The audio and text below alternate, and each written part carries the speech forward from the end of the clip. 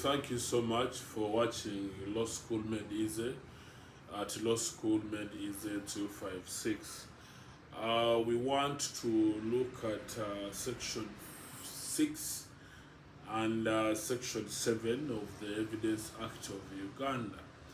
And we want to appreciate what doing. Remember, we said that from section 6 up to section 15, these are the indirect facts which they are going to give you, and then you are required to make them relevant using section 6 and section up to section 15. So let's look at section 6. Section 6 says provide that facts which are the occasion, cause, effect. Okay, facts which are the occasion, cause, and effect of the fact in issue are relevant.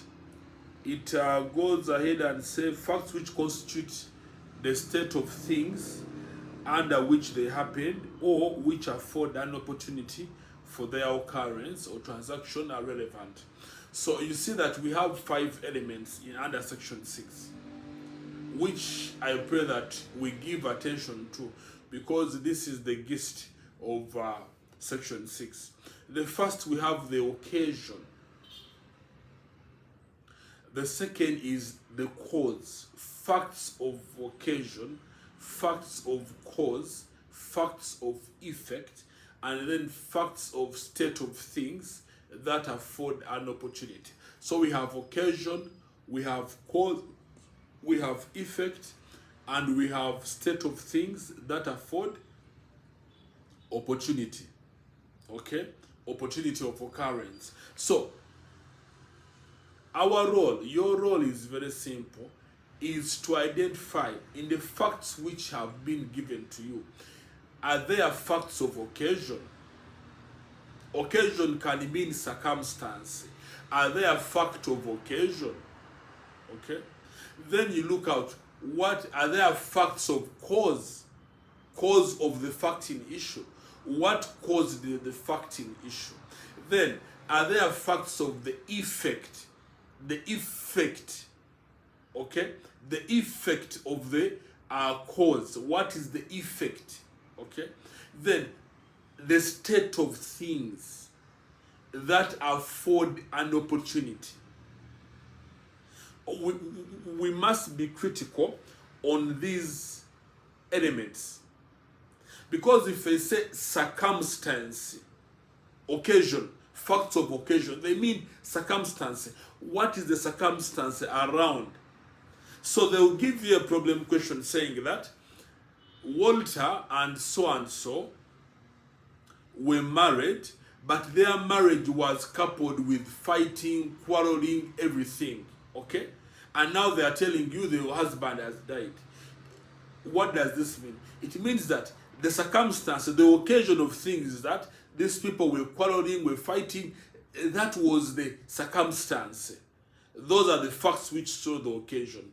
The moment you see facts which show the occasion, it means that those facts are relevant and therefore they will be admissible, because they show the circumstance in which these people have been living in. Let's take the case of Dwarul, Uganda versus Dwarul. You see, Dwarul, the one who killed Kazim, Major General Kazim. Dwarul, in her statement, she says that they had a quarrel and the general was threatening to kill her. So the occasion is that there was a constant quarrel at the time. Okay, so we are looking at circumstance, the occasion of things. So when you see those facts, they used to fight, there was this, you don't throw them out, they are relevant. They are showing you the occasion, that this could have led to the murder or to the fact in issue or to the death. let's go to the cause. Under cause, we are discussing what could have been the cause of the facting issue. So you look at the facts which they have provided. Okay? You look at the facts which have been provided. We can look at that case of Arah versus Smith. Okay? That prosecution brought evidence against Smith because there is a wife who had been died in the bathtub by drowning. He had drowned the wife. Now, they brought other evidence, okay, showing that two of the people, other women, had also died almost in the similar way, but all after marriage. And these people, all that died, had riches that they had apportioned to him. So after apportioning the riches, these people die. So what could have been the cause of death of those people? Is this money? So you look at things which could have led to the facting issue. What are those things surrounding the circumstance, the occasion that led to the cause? And then you have the effect. What have been the effect of the facting issue? Okay? What are the results? So you even look at the results, okay, of that. Then the other issue is about the state of things that afford an opportunity. The state of things that afford an opportunity. Okay? I'll give an example. When they say state of things that afford an opportunity, let's take an example of Islamic University in Uganda, IUIU. At IUIU, you find that there are cameras everywhere. But let's assume at one of the areas in IUIU, there is no camera. Okay? Let's say one of the classroom, there is no camera in that classroom. So because someone comes and finds out that all classes have cameras, but this one class has no camera. Okay, so now not having a camera, it may be the state of things. Now, because there is no camera, one of the cleaners decides on this fateful day, because the students have been called out, okay, he enters and steals a bag and picks a bag and goes. Okay, now you see the state of things.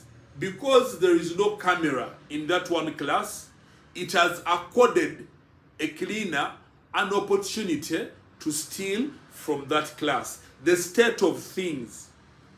So you must be keen of the facts given. Some facts show the state of things that will eventually afford someone an opportunity to commit a crime. So you look at the surrounding. So because there is no camera in one of the classes, it offered an opportunity for someone to steal from there.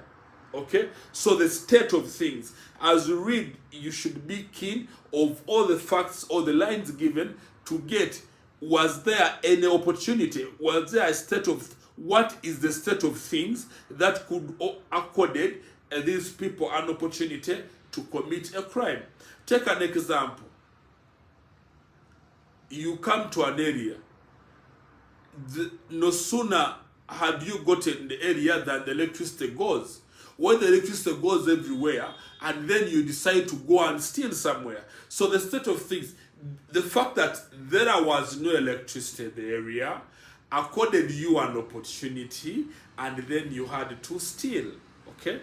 So let's take let's use the case of Arah versus Brabin Kosa. Arah versus Brabin Kosa. Brabin Kosa. Now, in this case, Brabin was accused of corruption, bribes.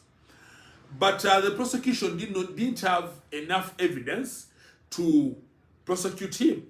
So in court, they produce evidence of previous dealings. That earlier they had evidence he had given the same Haksam, the same person, a bribe. So court based, the issue was whether evidence of previous transaction could lead to, could hold the bribing responsible. So court says that since this could have been the occasion, the circumstance, the state of things in that area, so if evidence is there pointing at bribery or previous bribe, then this person is going to be held liable. Okay? Then also, the case of McKinley versus RI can work on 6 and 7. McKinley versus RI is also a locus cascus when it comes to section 6. Then another case in section 6.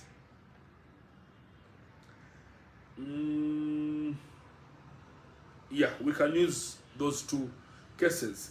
So, that is section 6.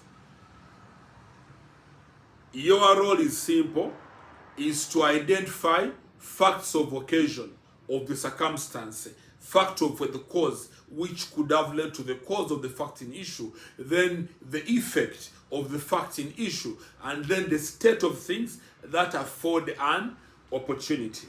Okay, so now let's cross to section 7.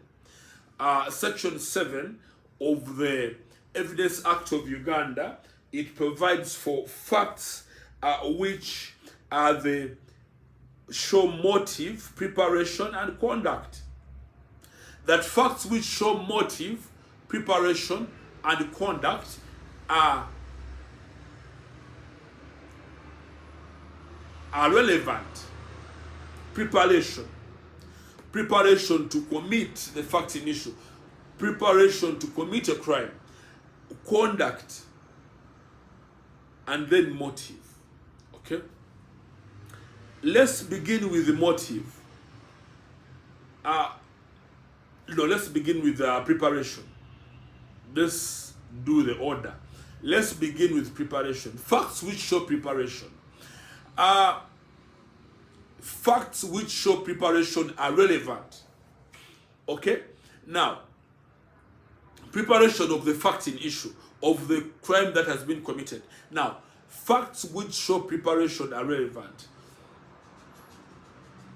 because in them they involve attempt, preparation, then eventually motive,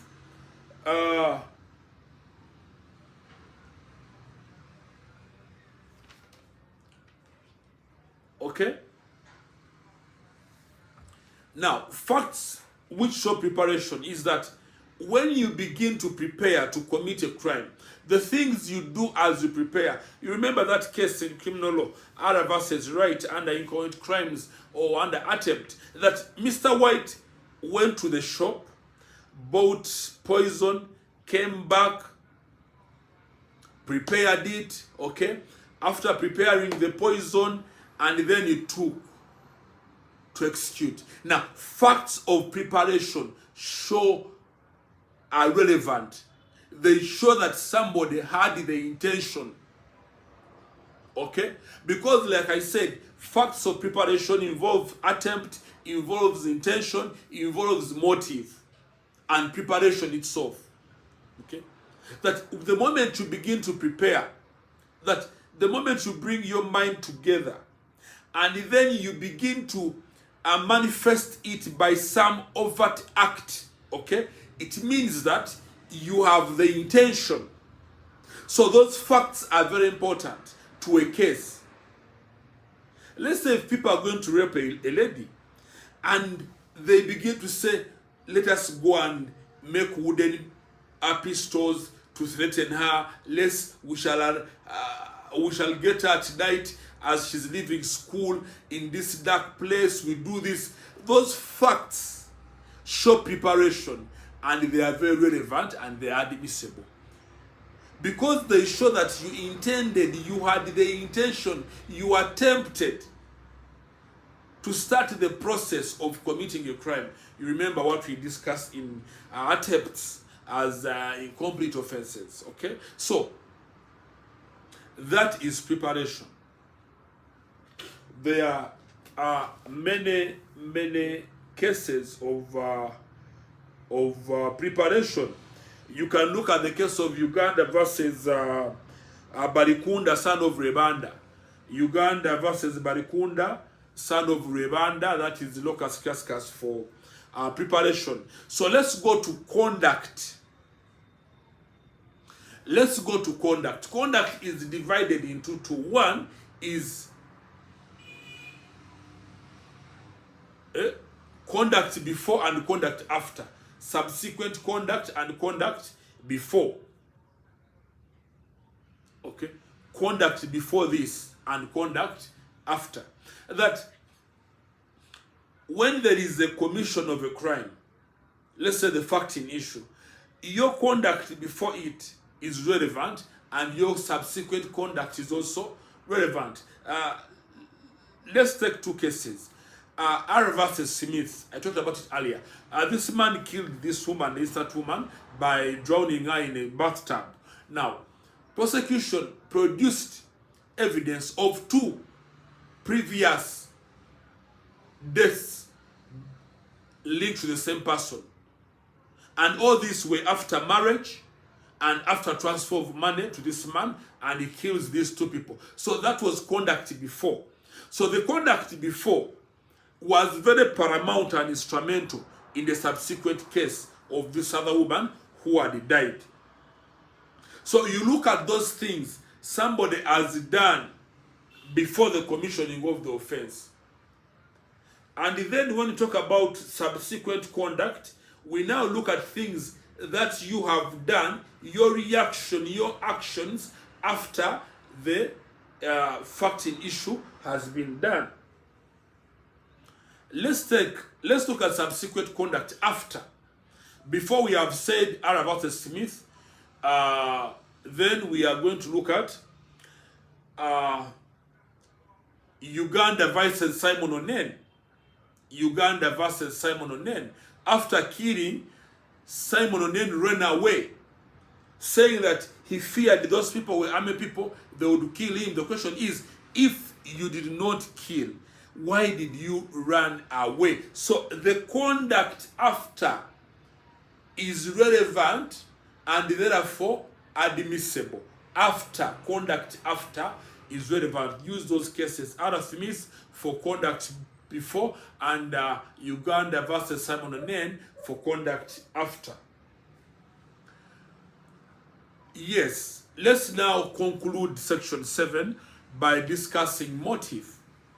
And motive, we shall use the case of Makindi versus R.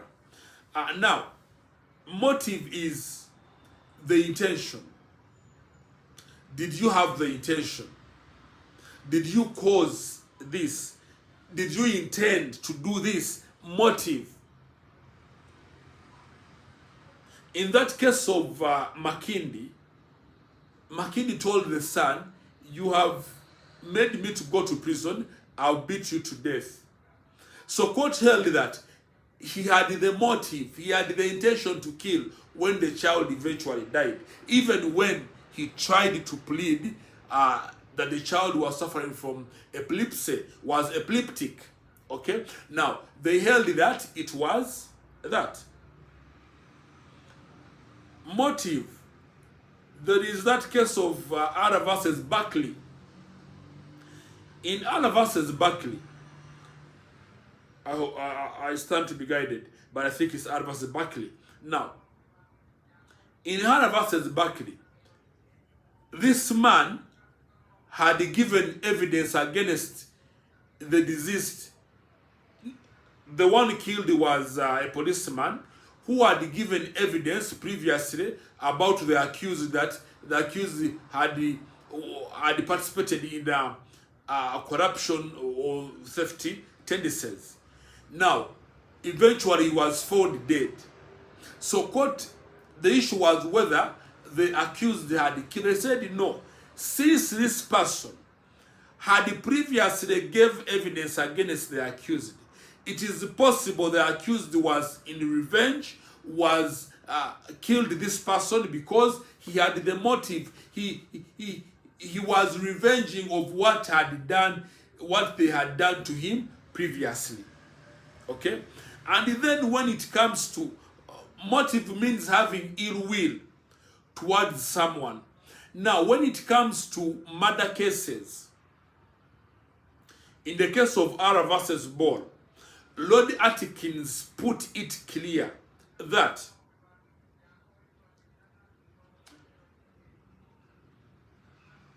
evidence of ill motive, okay, evidence of ill motive is not only evidence of a malice aforethought, but is also proof that the accused killed the deceased. That where you tell someone, I will kill you, I will kill you, you will see.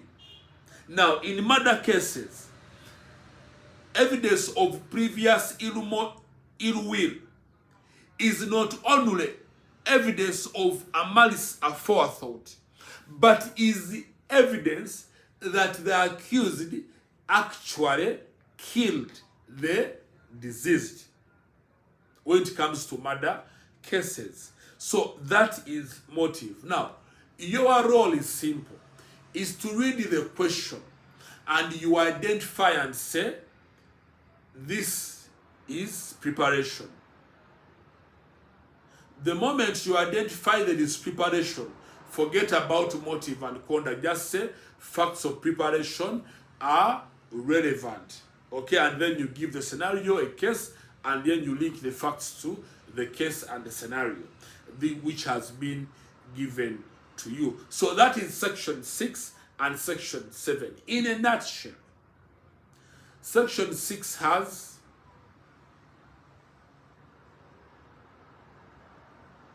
occasion, cause, effect, state of things, and opportunity. Then section 7, preparation, conduct, and motive. Facts of conduct, of preparation, and motive are all relevant. Thank you for watching Law School Made Easy at Law School Made Easy 256. Subscribe, share, like our videos. Until next time, see you. Cheers.